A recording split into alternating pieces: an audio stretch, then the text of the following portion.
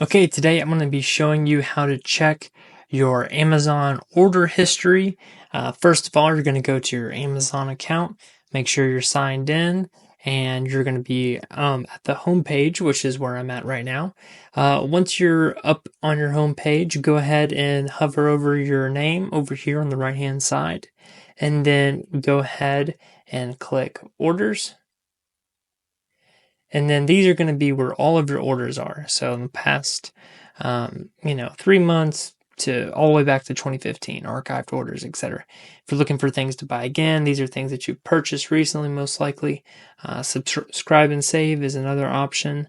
And then also your digital orders, ebook, stuff like that, things that have been canceled, and things that have not shipped yet.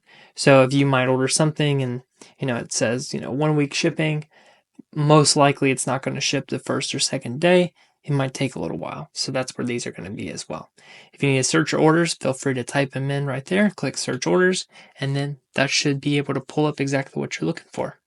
Alrighty, well, that's the end of this video. Hopefully this makes sense. And if you want to see more of these videos, make sure to subscribe. Thanks.